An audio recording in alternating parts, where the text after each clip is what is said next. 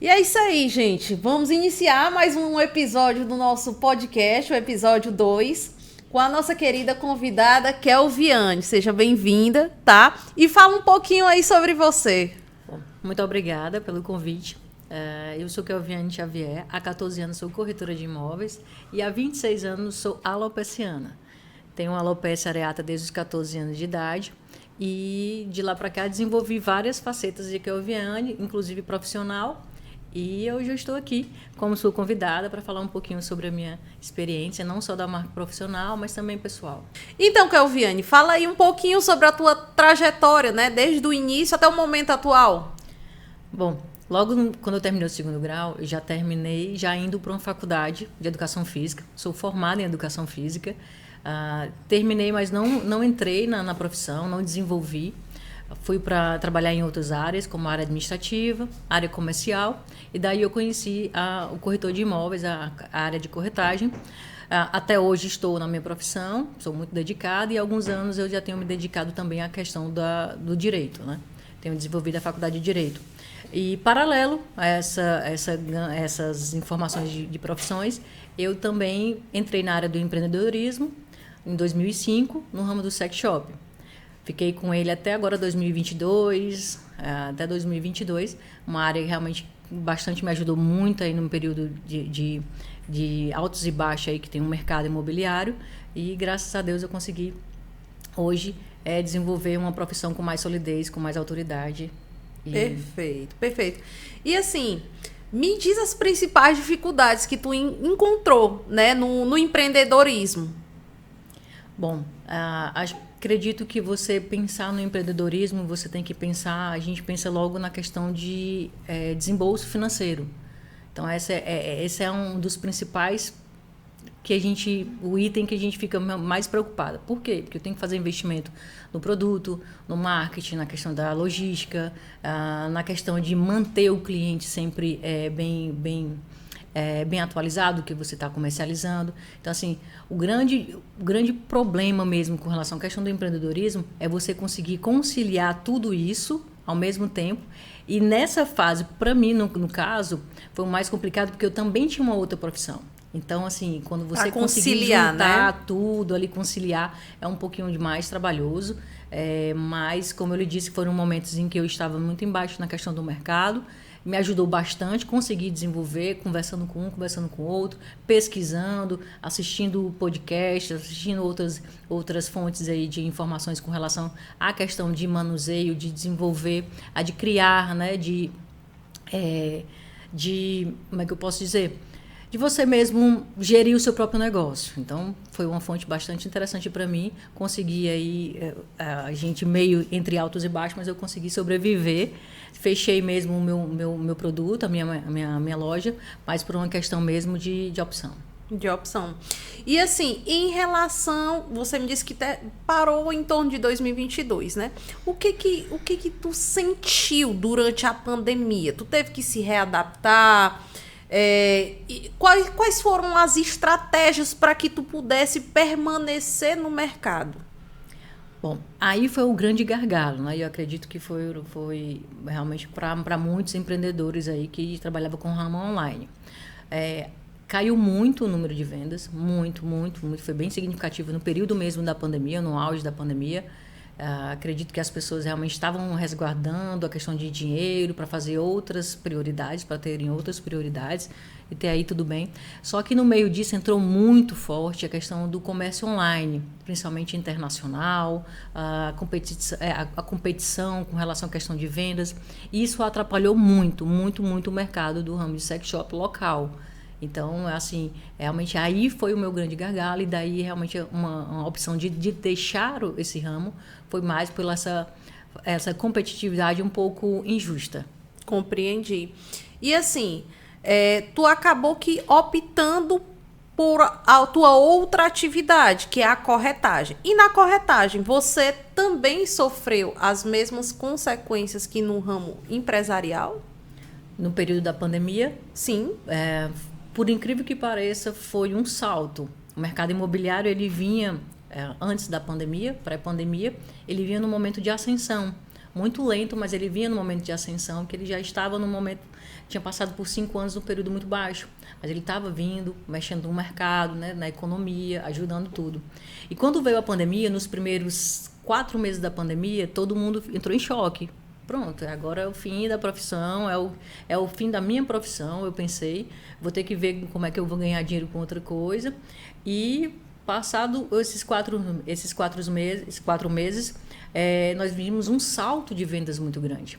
Uau! Começou surpreendente. Sim, foi surpreendente para todo mundo.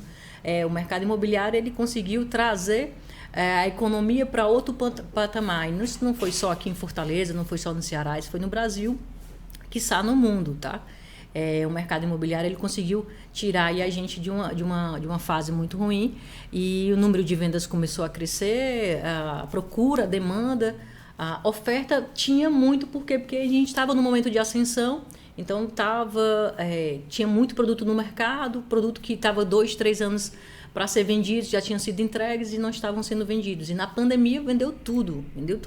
Eu tenho históricos na empresa em que eu trabalho, de empreendimentos que tinham com estoque quase 20 apartamentos e em 6 meses voaram. Então foram realmente... Explica um pouquinho melhor qual a área da corretagem de imóveis que tu atua, porque eu acredito que tem várias áreas, né? Tem a área do mercado alto padrão, do baixo padrão, de lotes, de aluguel. Qual é a tua especialidade? Bom, o corretor de imóveis, antes ele se destinava realmente à venda de terrenos, venda de apartamento, venda de casa, venda de lotes. E aí hoje a gente tem um novo segmento, né? Que é a questão realmente de trabalhar somente casas de alto padrão em determinados empreendimentos. Apartamentos de alto padrão em determinados locais. E aí a gente fala de uma questão bem micro, não estou falando de macro. Então as pessoas hoje em dia estão se especializando mais na questão de um determinado nicho, um determinado produto. Eu desenvolvo hoje a minha autoridade, o meu conhecimento mais em apartamentos compactos, na região da Aldeota, do Meireles, e ali é Cocó, Guararapes, nessa região. Região compactos de médio padrão, alto padrão? Médio e alto padrão. Hoje o médio e alto padrão tem chegado em Fortaleza, desde 2018 para cá, tem chegado, então hoje a gente não tem ainda tanta concorrência. Acredito que as construtoras estão agora desenvolvendo projetos, né? Hoje a gente já tem alguns mercados, alguns empreendimentos na praça, mas o mercado de compactos ainda tem muito a crescer. Compreendi. E, assim, você me afirmou que tem muito a crescer, mas existe demanda para a oferta oferecida? No Nordeste? Por incrível que pareça, tem. Tem por conta de espaços de terreno. A gente hoje uma pessoa que mora na Aldeota, no Meireles, ele não quer sair daqui. Mas eu tenho um pouco de terreno aqui a ofertar. Então, os compactos, ele vem em terrenos menores, em localizações melhores que eu quero dizer, em termos de localização em que a pessoa quer morar. Então, vamos supor, você mora aqui na Aldeota, você mora ali paralela a Santos Dumont, paralela a uma Antônio Salles, paralela a uma Barão de Studat. São avenidas que têm grande movimentação econômica, tem prédios comerciais, tem shoppings, tem supermercados, tem clínicas, tem bancos. Então, é uma área que tem grande movimentação e essa movimentação ela traz empregos. Ela traz desenvolvimento social, ela traz lazer, ela traz uma série de fatores que a pessoa que mora nessa região quer estar perto. Então, vamos supor que as famílias hoje em dia não são mais aquelas grandes, absurdas, né? A sociedade mudou, né? Mudou, justamente isso. Então, as pessoas hoje elas não querem mais aquele apartamento de 4 quartos, 3 quartos, gigante de 200, 300 metros quadrados. Pelo contrário, como as famílias estão diminuindo, elas estão procurando apartamentos menores. Então, esse cara que foi criado num apartamento de 400 metros quadrados, 300 metros quadrados, ele quer morar na Aldeota, ele quer morar no Meireles, mas ele quer um apartamento mais compacto, porque ele não tem uma tendência de casar tão cedo, ele prefere viajar, ele prefere não ter carro, ele prefere ter um ambiente, um apartamento em que ele possa cuidar. Hoje em dia é muito difícil você ter uma secretária do lar. Verdade. Então, assim, essa tendência de que ele faça a mesma própria gestão da casa, do ambiente em que ele mora, com o menor custo possível, inclusive, ele pode ser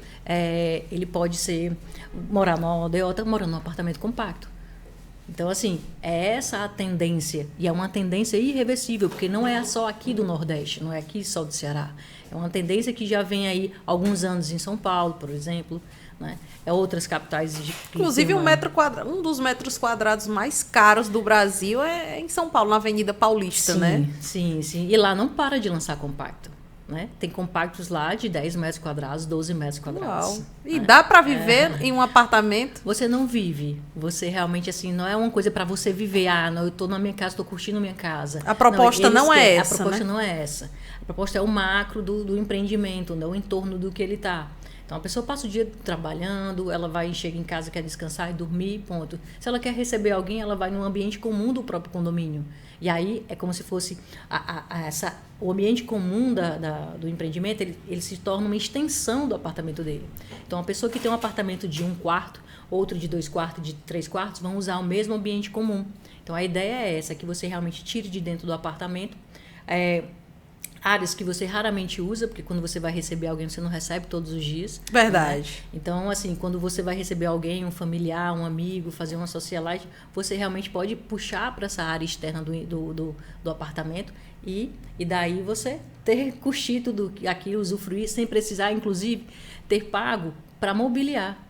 Porque o seu apartamento é o seu, é a sua área privativa, a sua área ali de aconchego. A sua intimidade, né? Exatamente, de intimidade. Então, você já tira do apartamento aquele dali. Então, é bem interessante porque mudou muita coisa, como você bem falou, né? A sociedade mudou mesmo e é uma tendência irreversível.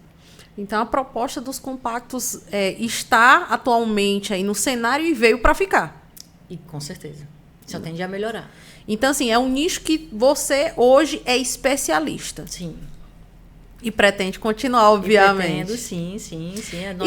Nós não somos, nós estamos, né? Hoje eu estou especialista, e amanhã pode ser que venha um outro nicho e eu vou entrar nisso. O importante da profissão é que você esteja sempre antenada. As tendências do mercado, a tendência da economia, tudo. Perfeito. Você, como profissional liberal, sabe, mais do que nunca, o quão é complexo a gente conseguir gerir, né, a nossa profissão, a nossa carreira, com todos os âmbitos 100%. Quero dizer, hoje, qual a forma que você consegue ter clientes? O cliente vai até você, ou você tem uma certa forma de divulgar o teu trabalho? Quais são as tuas estratégias para conseguir ter sucesso na tua carreira atualmente, nesse nicho específico? Bom, eu tenho o meu Instagram profissional, desenvolvo vídeos pessoais, vídeos profissionais, muitos deles amadores, né? Não tenho um aparato, mas assim, eu sempre procuro buscar lá eles dando informação sobre o mercado, atualidades, informações sobre a economia. E isso é um nicho, né? Isso é uma porta de oportunidade. Mas hoje eu trabalho como um mercado também numa construtora que hoje em dia ela é referência na questão dos compactos aqui na Aldeota, no Meireles. Então, como ela é referência, a gente faz um trabalho ali junto de marketing para atrair esses clientes e eles terem essas informações privilegiadas muitas vezes e dali a gente fazer um trabalho aí mais pautado nesses compactos que a gente tem. Então, hoje eu tenho 7 empreendimentos na Aldeota e Meireles. Então, basicamente a gente conhece tudo ali, tem tudo na palma da mão para o cliente chegar lá e a gente conseguir fazer uma conversão quase que 100%. Perfeito. Mudando um pouquinho de assunto, ao se apresentar, você comentou sobre a alopécia. Eu queria que tu falasse um pouquinho em relação à alopécia, o que é a alopécia, para que as pessoas elas possam ficar um pouco mais informadas. Bom, a alopécia é sempre um tema que eu gosto muito de conversar. A alopécia é um gênero, e a areata é uma espécie do gênero, né? Ou seja, da alopécia. A alopécia existem vários tipos de alopécias. E a minha em específica, ela é a areata. Ela é uma doença autoimune que trabalha em que o sistema imunológico ele não reconhece o meu pelo e acaba derrubando esses pelos. Ele mesmo ataca o pelo achando que é um inimigo. E ele ataca não só a parte da cabeça, como cílios, sobrancelha, todo o pelo do corpo. E aos 14 anos começaram a aparecer placas redondas no meu couro cabeludo. Então, assim, ele iniciou com essas placas redondas. Ao longo dos anos eu fiz tratamentos paliativos, não existe um tratamento ainda, né, específico, específico, né? que cure, que realmente traga a cura da alopecia areata. Então, assim, eu fiz vários tratamentos, o cabelo voltava, cobria tudo de novo, mais na frente aparecia novamente, fazia o tratamento e tudo voltava. Então, já 14 anos aí, já vão alguns anos já fazendo nesse ritmo, porém, há 6 anos eu deixei de lado todo e qualquer tratamento. E já usei peruca, já usei boinas, eu usei vários apetrechos aí para tentar esconder a questão da alopécia. E isso nunca me fazia 100%. Eu sempre achava um pouquinho ali, ficava me escondendo. Teve vários episódios, inclusive, eu usando peruca, ainda atender clientes, né, como corretora de imóveis, e atravessando a rua, o vento deu e derrubou minha peruca. Nossa. Então, assim, foram situações assim que eu passei bem constrangedoras. Hoje eu rio, hoje eu acho graça. Já tive momentos em que estava num happy hour com os amigos e uma conhecida passou por mim. Olá, Kelviane, foi, me abraçou. Quando ela me abraçou, o cabelo caiu o cabelo no meio da conversa, né, ali com a turma. Então, assim, foram situações bem constrangedoras, mas a vida que segue. Um grande legal dessa alopécia, que eu hoje agradeço bastante por ter a alopécia, e é por isso que eu gosto de conversar sobre ela, é que ela não me redime nada. Ela não me atrapalha em nada. Mas, assim, te cortando, no início, como foi? Como foi descobrir? Foi fácil você identificar? Teve um diagnóstico eficaz, rápido, no início da sua alopécia? Não. A alopécia, ela desenvolve... no momento do diagnóstico, o médico nunca lhe dá assim. Ele faz vários exames, inclusive de raspagem do local, que acaba sendo um pouco doloroso. Ele faz a raspagem, faz tudo, manda tratamento, aí você vai e faz. Só que no momento em que isso está iniciando, e quando eu tinha 14 anos atrás, o nível de informações que a gente tinha eram muito ralas. A gente só tinha mesmo através dos médicos. Só os médicos davam um diagnóstico, né? A gente não conseguia fazer uma pesquisa e encontrar como hoje a gente tem uma diversidade de informações. E aí, não imaginava que eu ia chegar a ficar careca. Eu imaginava que eu ia fazer o tratamento e ia voltar o cabelo e ponto, tá tudo bem. E naquela época eu acredito também que não tinha tantos estudos com relação à alopécia. E aí os médicos, não, vamos tratar, vai conseguir, vai voltar, vai isso e aquilo. E teve uma médica em específico que meu cabelo estava caindo muito, aí trocando de médico, indo um ou outro, e aquele sofrimento, porque o cabelo já estava caindo muito, as pessoas já estavam me abraçando, por onde eu passava, eu já estava usando boina, inclusive, e diziam assim, poxa, você está com CA, você vai se tratar, vai conseguir passar por isso. E nesse momento em que eu estava muito confusa, muito doído, eu acho que se eu tinha 25 anos de idade, eu fui numa médica e ela simplesmente olhou assim para os meus exames, não, você está tudo bem, você não tem nada, que você tem a alopecia areata, e abrace a alopecia areata, use o cabelo que você quiser, a cor do cabelo que você quiser, mas o cabelo vai cair todo. Aí eu... Como foi essa notícia para você? Isso foi um choque. Eu saí de lá chorando, eu saí de lá assim com raiva dessa médica, assim, com médica. Lembra o nome dela? Não, graças a Deus que não. Muito opono para ela, mas eu saí de lá assim arrasada, chorando, os prantos mesmo assim de choro. Disse, poxa, que mulher insensível, meu cabelo vai cair assim. Ela fala numa naturalidade. E tipo assim, talvez aquilo dali tenha sido para mim um choque muito grande. Na verdade foi, né? Um choque muito grande. Mas aquilo dali veio para me balançar um pouquinho, para eu rever também, assim, se eu não tiver mais cabelo, como é que eu vou me comportar? Como é que vai ser? Como é que vai ser a Kelviane sem cabelo? Ali eu comecei a me imaginar. E o que se passava assim na tua cabeça? Quando tu recebeu aquela notícia, ficou muito triste, muito abalada e começou as indagações, né? Como é que vai ser minha vida daqui pra frente? O primeiro ponto que a gente pensa é no outro, né? Às vezes a gente fica, como é que as pessoas vão me ver? Como é que as pessoas vão olhar para mim? Como é que eu vou trabalhar? Como é que... Nessa época eu tinha um relacionamento, eu estava num relacionamento. Mas relacionamento é hoje e amanhã não. E como é que vai ser? Se eu me separar e... Como é que eu vou conseguir paquerar? Como é que eu vou conseguir estar com alguém? E a tua família? Sofreu junto comigo. Meu pai sempre foi fã de mulheres com cabelos longos, né?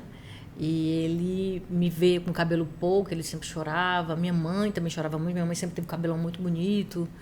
Até hoje ela tem. Então, assim, realmente foi um baque para todo mundo. Para todo mundo, assim, realmente me ver perdendo pelos e cabelos foi um baque. Mas eu procurei muito. Depois disso, eu procurei muito. Olhava sempre para o outro. Aí eu comecei a ir para a terapia. Busquei a terapia como uma opção. Busquei a espiritualidade para tentar encontrar um motivo que seja para eu conseguir me confortar. E desde então que eu tenho buscado essa parte da espiritualidade, realmente da questão da terapia, também é um fator que me ajuda bastante.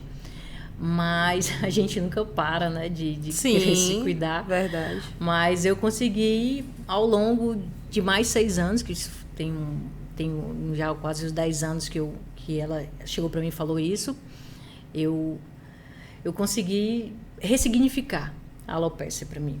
Então, nessa fase de ressignificar, foi que realmente assim me trouxe hoje uma autoconfiança, um amor próprio muito grande, um agradecimento exponencial a Jesus Cristo por ter me dado a alopecia areata, né? Porque às vezes na dificuldade mesmo é que a gente passa a acolher Deus com a gente e se acolher. Que é o principal, sabe? Não adianta eu querer dizer por aí que eu tenho fé, e eu não me acolho com os meus defeitos, com as minhas qualidades, com os meus erros, mas as tentativas também do acerto. Então, isso realmente me mudou muito e me marca muito. E assim, no decorrer, né, depois da descoberta, da perca dos pelos, você sofreu algum tipo de preconceito, bullying e afins? Sim. Preconceito, eu acredito que mais pela questão do CA, né? Ser uma doença mais difundida, ser uma doença que traz muita sensibilidade às pessoas. Então, muita gente já me recebe, até hoje, né? Até hoje, as pessoas ainda me abraçam, falam comigo como se realmente tivesse CA. Poucas pessoas sabem da doença, e aí uma das minhas metas de vida é realmente falar um pouco sobre a alopecia areata onde eu for, para que as pessoas conheçam um pouquinho dessa doença e enfim, a gente acaba educando as pessoas com relação à questão da informação. Então, assim, preconceito sim, bullying sim, eu já sofri bullying, estava numa boate, e a menina chegou puxando no meu cabelo, e assim, puxando não, ela chegou, deixa eu pegar na tua cabeça, e balançou minha peruca. Aí ela olhou para as amigas e assim, falei que era peruca. Então, nossa, aquilo ali é assim... pesado. Foi bem forte. Eu também um pouco lembro, mas foi a última vez que eu fui numa boate, estando com peruca. Não fui mais. Realmente ali eu fiquei com muito medo com relação às pessoas, né, que chegavam até a mim. Até que ponto chega as pessoas, né? Até que ponto chega o ser humano, né, com relação à questão a isso. Então, assim, realmente sofri bullying, mas, assim, é importante desses bullying, desses preconceitos, a gente conseguir ressignificar, para não ficar dentro da gente, a gente não ficar magoada com relação a essas pessoas e seguir a vida. E hoje tu consegue lidar com esses tipos de atitude do ser humano? Tu consegue lidar? Como é que tu consegue tirar de letra essas situações que ocorrem? Eu parto do princípio da ignorância, e a ignorância da informação que eles não têm. Então, assim, eu acabo rindo. Muitas vezes, quando a pessoa chega para mim e fala, eu tenho que ter uma sensibilidade muito grande. Se é o momento de falar, se realmente aquela pessoa vai receber a informação ou não.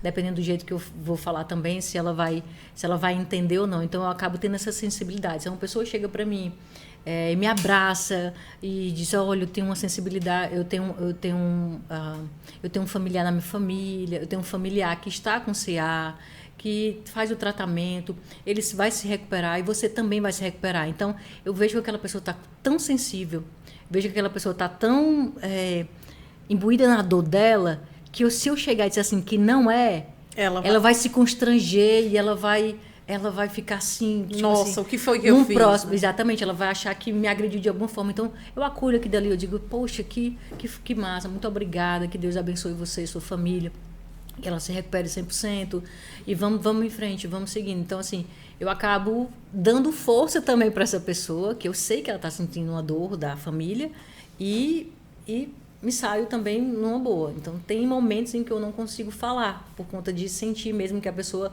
está naquele momento mais desabafando do que propriamente me criticando ou dizendo. Teve um fato bastante interessante.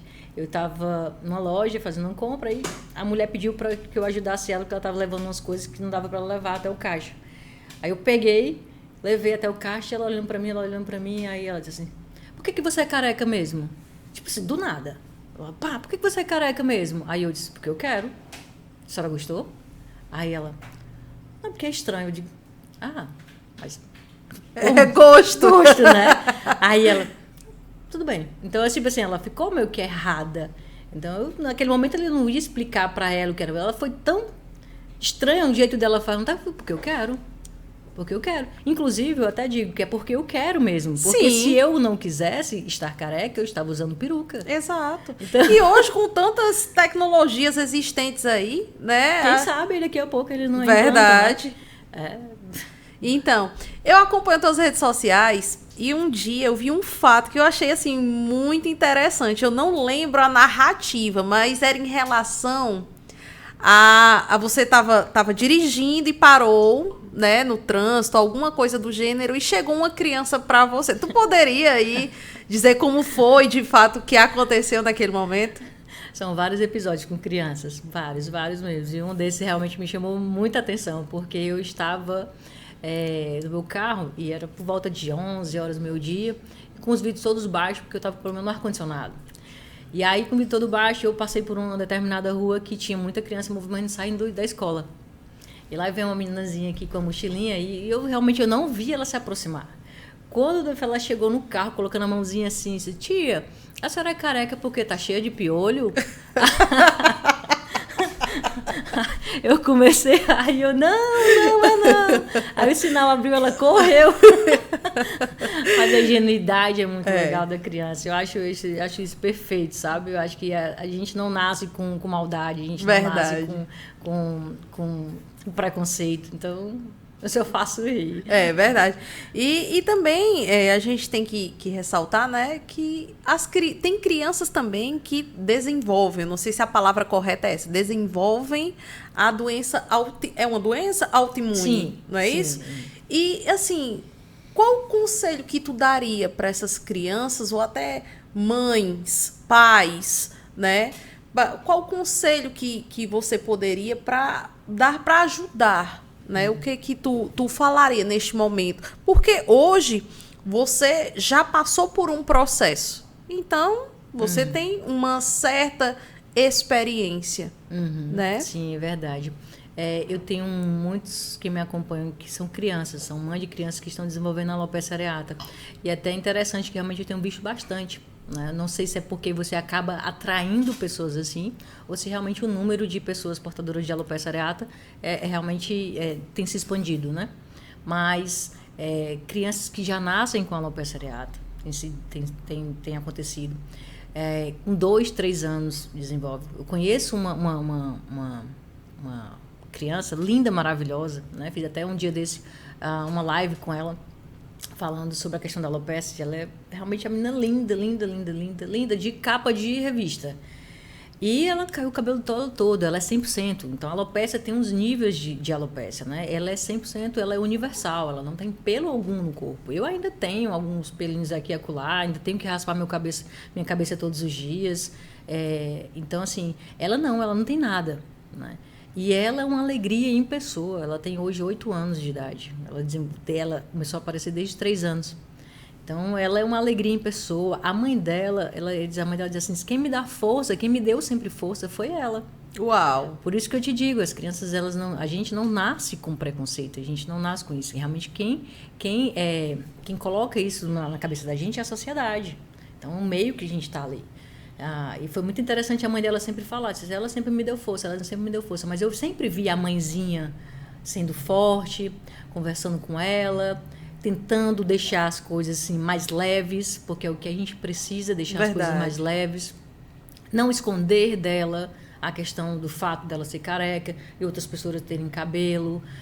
Então, acho que sempre mente muito aberta, sempre conversar. Entregar nas mãos de Deus, né? Fazer o tratamento que, se for preciso, faça o tratamento.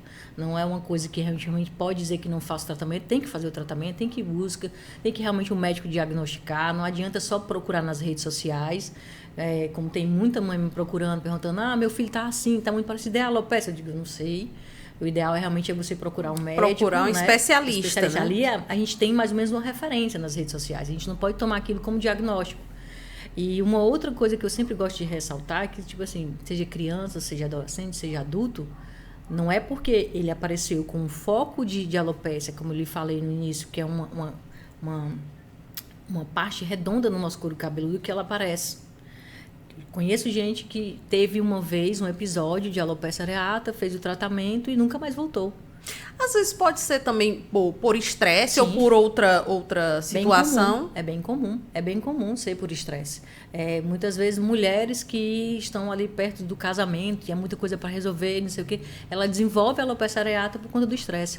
O nosso corpo ele é muito sensível. O nosso corpo ele tem cada ser humano ele tem a sua sensibilidade específica. Eu tenho no couro cabeludo, você pode ter no estômago, pode ter uma gastrite, pode ter, tem gente que adquire seborréia, caspa, né? Então, assim, tem gente que adquire lúpus. Então, são vários tipos de doenças que desenvolvem com o estresse, né? com alguma inflamação no corpo.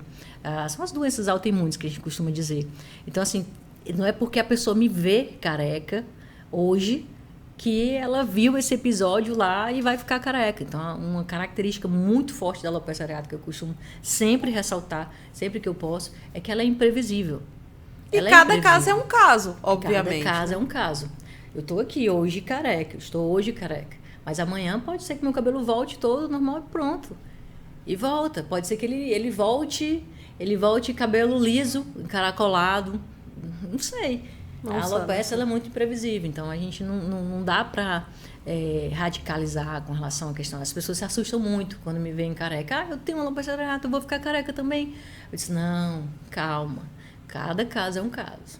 E a alopécia e o teu trabalho, a tua função, né? Como é que tu consegue relacionar isso? Os teus clientes?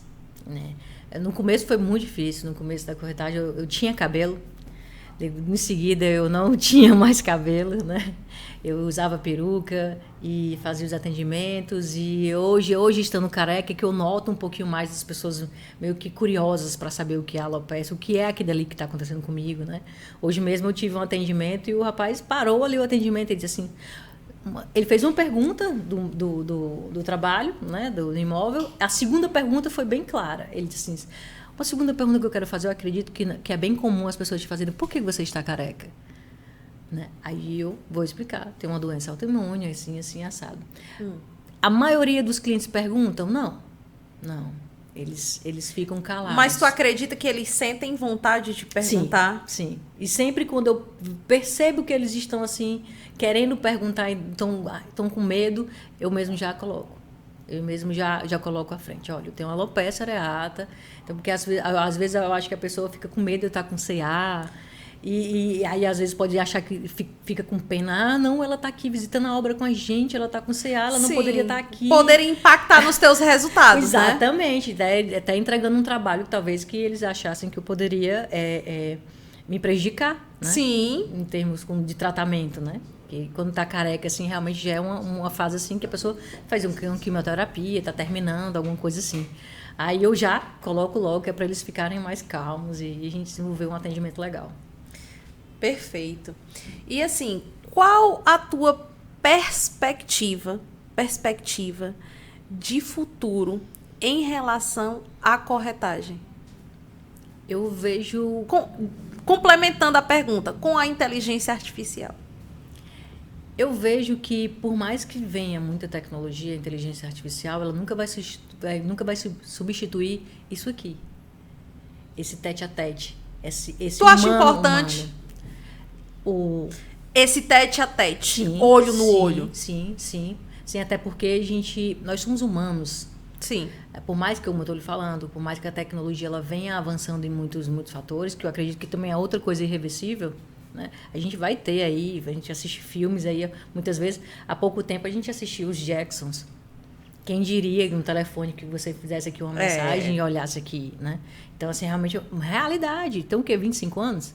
Os Jackson, mais, né? Uns 30, não, acredito 35 que anos. essa média aí. Mas eu não vou entregar a minha idade, Não, né? é. Mas, assim, é realidade hoje muita coisa que a gente vê no Jackson. E quem disse que não? Que daqui a um tempo a gente vai ter realmente carro voador por toda a cidade. Já estão com projeto, inclusive, né? Já, né? E não precisar mais de motorista. Acredito que o atendimento do corretor de imóveis, ele sempre vai ser preciso ser humano. Sempre a gente vai querer. Inclusive, é boa essa pergunta, porque recentemente eu vi a questão do número de interatividade de clientes que entram em páginas que tem aqueles chatbots. Sim. Que tem aquela, eles não respondem. Quando você pergunta, quando ele percebe a primeira pergunta automática, aí ele pá, 1 ou 2, aí ele pá. Aí a segunda pergunta automática, assim, de 10, 2, 3 já deixam de responder. Quando passa para já é estatística já. Quando passa para a quinta pergunta, então, bebê, quase zero. Ninguém mais continua. Porque ninguém quer falar com o robô. Ninguém quer, eu quero tirar minhas dúvidas ali. Eu quero uma pessoa que realmente tire minhas dúvidas com relação a isso. E as dúvidas do ramo imobiliário são diversas, inúmeras.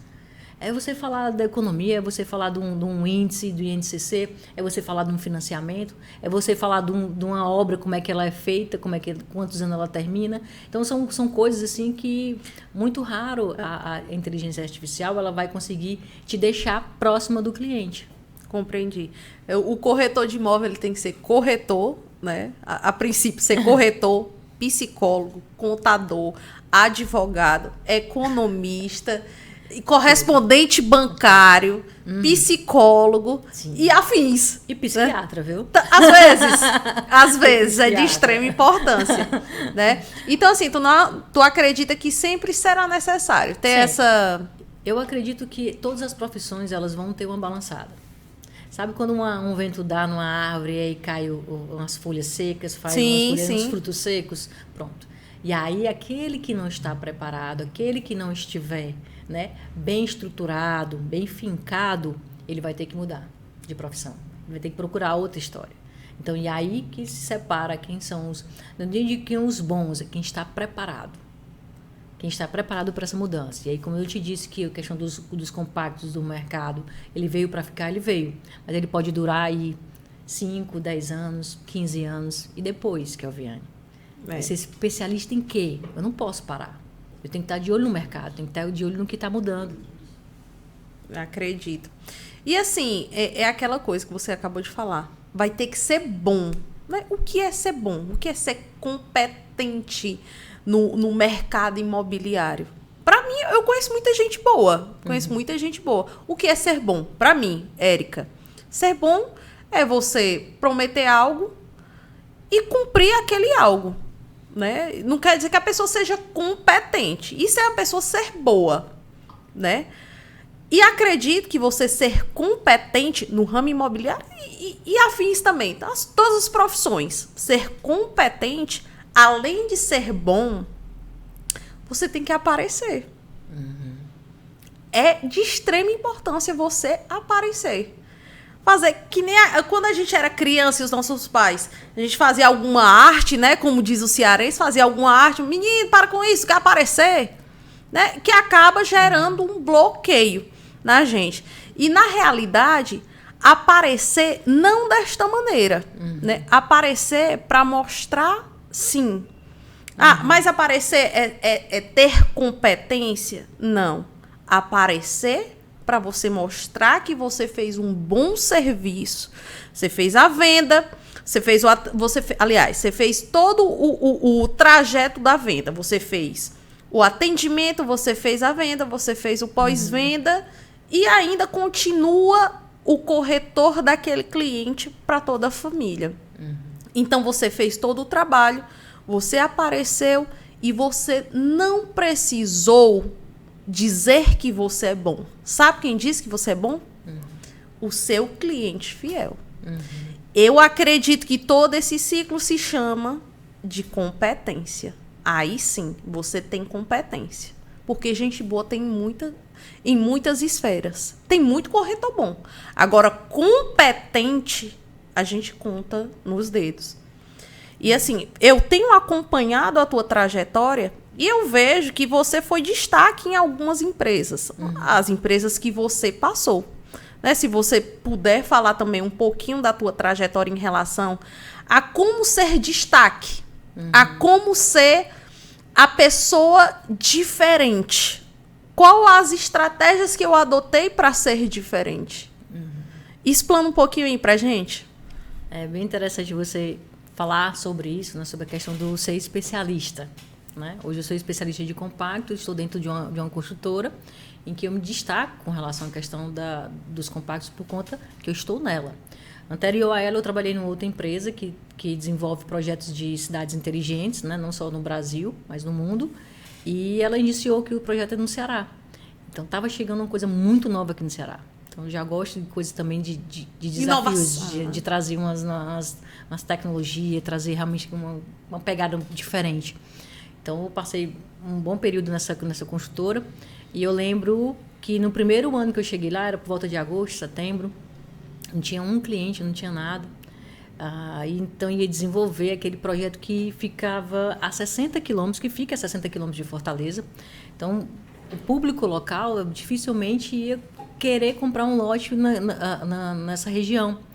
Mas o trabalho de marketing que foi feito foi tão bom, e aí eu digo que foi um marketing, em suma, inicial também, espontâneo, por conta da inovação do projeto, que trouxe um número de clientes grande do Brasil, né? Do Brasil mesmo, procurando por esse tipo de empreendimento. E eu estava ali, eu era a única que estava iniciando ali nas vendas. E dali começou uma busca de informações. E as informações que eu tinha eram um pouco... Tipo assim, eu não conseguia mostrar muito para o cliente, porque eu estava falando com o cliente. Eram informações superficiais, né? Superficiais, mas que eu não conseguia mostrar tanto para o cliente o que ele estava querendo comprar. E eu comecei a buscar um jeito de atender esse cliente que, como eu estava falando, o público local aqui do Ceará, dificilmente ia querer ir lá. Mas como, assim, tivemos uma demanda muito forte a nível nacional, eu tinha que encontrar um jeito de chegar a esse cliente e que ele pudesse me reconhecer como uma pessoa competente, como uma pessoa boa, como uma pessoa confiável, para que ele pudesse adquirir aquele lote à distância, mesmo não conhecendo muitas vezes o Ceará. Então, procurei como é que eu poderia fazer, comecei a fazer vídeos. De forma amadora mesmo. Amadora. Até hoje, como eu lhe falei, meus vídeos são, a maioria, amadores. Né? E é o que tipo assim, destaca mesmo, porque acaba aproximando. Sim. Né? Sim. Humano. Torna real, né? Exatamente. E aí eu comecei a fazer isso. Comecei a fazer vídeos, ir ao local, fazer vídeo aqui que você vai comprar, é assim que está acontecendo, está aqui o local, aqui o caminho que nós estamos indo, o lote está aqui a planta do lote e tal. Comecei a fazer esses vídeos e isso começou a me trazer uma certa recorrência em vendas. E naquele ano em que eu estava passando por essa aprovação, eu vi a premiação do ano naquela empresa. E eu disse, próximo ano eu estou ali como primeira. Uau!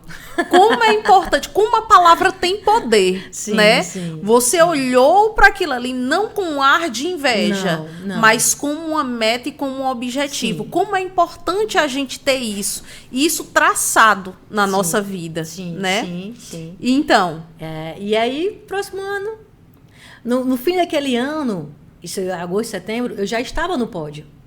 Porém, eu não fui o primeiro lugar em vendas local, mas nacional, a primeira era eu. Uau, parabéns, é isso aí. No segundo ano, que eu venho lá de novo, novamente, no pódio, né? Porque realmente eu desenvolvi essa pegada um pouco mais humana, de trazer para o cliente tudo que eu estava fazendo para ele, o envio do contrato, tá aqui, clicando e acompanhando, e fazendo aquele acompanhamento dele ali, levando o máximo de segurança para ele com relação às informações, ao produto, à transação que ele estava fazendo. Eu era praticamente a filmmaker de todo o processo de venda, desde o atendimento que era online, de outra pessoa, de outro estado, era a nível nacional, né? E todo o processo tu demonstrava através de imagem, fazia... Era isso? Era basicamente Sim, isso? sim. E não só essa parte da aproximação que eu trazia o cliente para mim, mas da paixão que eu desenvolvi por aquele projeto.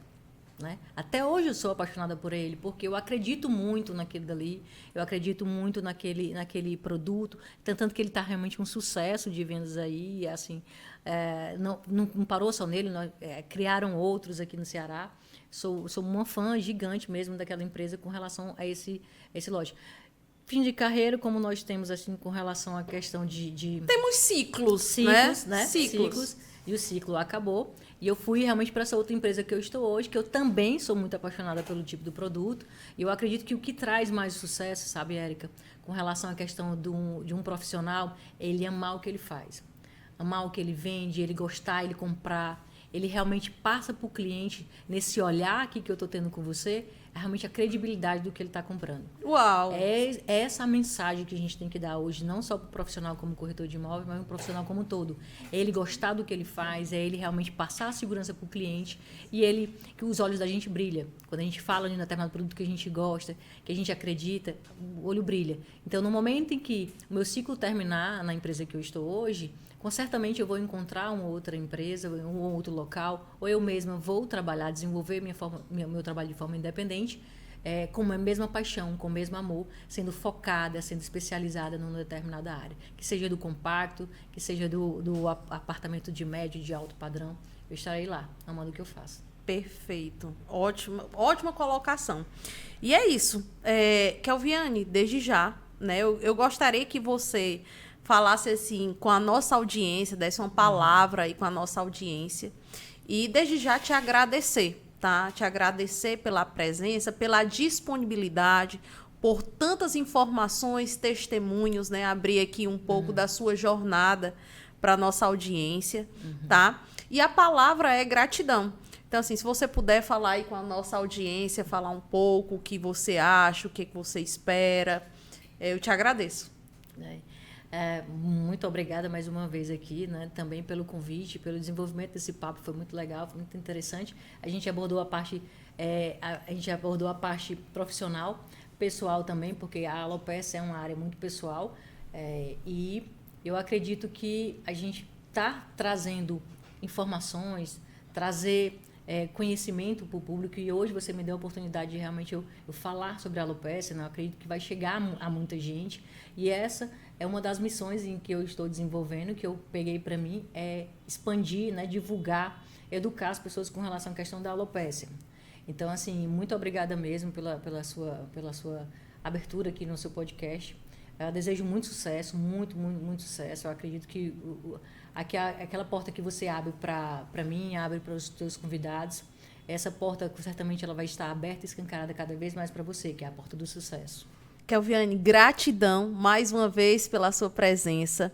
E é isso aí, gente. Muito obrigada aí por vocês estarem acompanhando. Espero que tenham gostado aí do nosso bate-papo, tá? E esse foi o nosso segundo episódio. E tamo junto até depois do fim.